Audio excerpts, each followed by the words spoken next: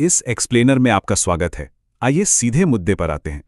आज हम ऐतिहासिक और भौगोलिक डेटा के आधार पर भारत की विशाल आबादी के पीछे छिपे उस सच को खंगालने वाले हैं जो अक्सर हमारी नज़रों से बच जाता है।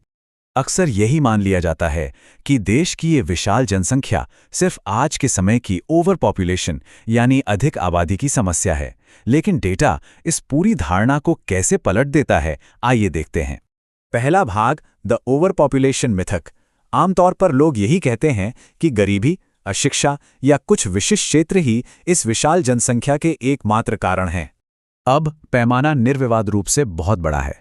वर्तमान में देश में लगभग 1.47 बिलियन यानी 14.5 करोड़ लोग रह रहे हैं, और इस आंकड़े ने तो चीन को भी पीछे छोड़ दिया है। ये समस्या तब और भी डरावनी लगती है जब हम इस भारी अंतर को देखते हैं। दुनिया की 18% आबादी दुनिया के मात्र 2% भूभाग पर सिमटी हुई है। सुनकर लगता है ना कि ये तो वाकई एक बहुत बड़ा संकट है।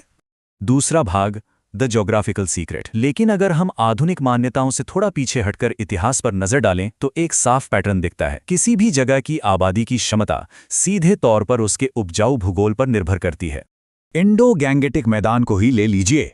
लगभग 50 मिलियन साल पहले हिमालय के निर्माण के साथ बना ये विशाल, बेहद उपजाऊ और नर्म मिट्टी का मैदान मानव सभ्यता के फलने फूलने के लिए बिल्कुल परफेक्ट है।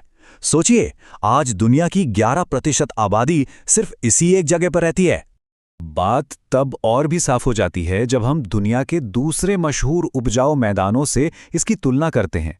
मिस्र की नील नदी घाटी या उत्तरी चीन के मैदान के सामने भारत का ये भौगोलिक आकार उन्हें बिल्कुल बौना साबित कर देता है। इस भौगोलिक फायदे का एक बेहतरीन उदाहरण नीदरलैंड है। एक प्रमुख यूरोपीय कृषि निर्यातक और शानदार भूगोल होने के बावजूद नीदरलैंड वास्तव में भारत की तुलना में अधिक सघन आबादी वाला है।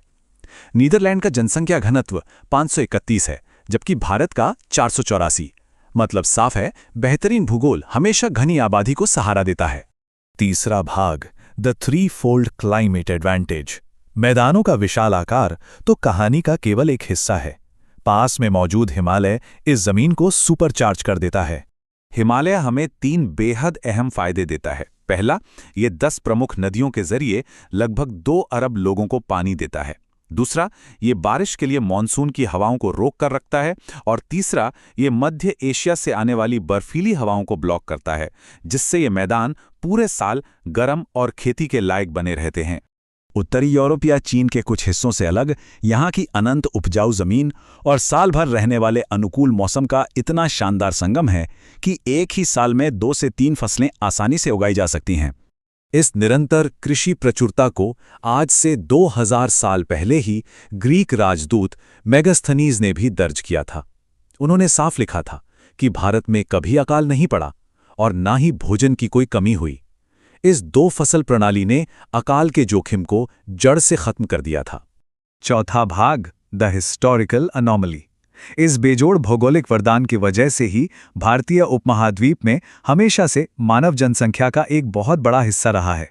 अर्थशास्त्री एंगस मेडिसन के डेटा पर नजर डालें तो पता चलता है कि हजारों सालों तक पृथ्वी पर रहने वाला लगभग हर तीसरा या चौथा व्यक्ति भारत में ही रहता था। हालांकि सोर्स एक चौंकाने वाला सच बताता है। ये प्राचीन ऐतिहासिक निरंतरता ब्रिटिश शासन के दौरान बहुत ही क्रूरता से टूट गई थी। 1770 से 1947 के बीच भारत ने 25 बड़े अकाल झेले।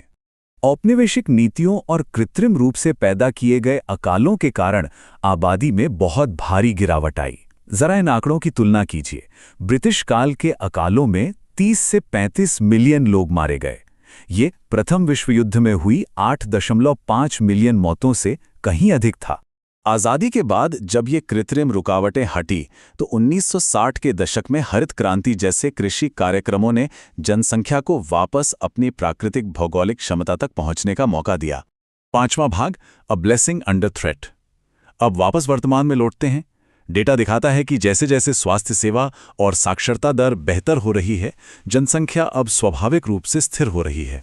राष्ट्रीय प्रजनन दर यानी टोटल फर्टिलिटी रेट पहले ही 2.1 की वैश्विक रिप्लेसमेंट दर से नीचे गिरकर 1.9 पर आ गई है।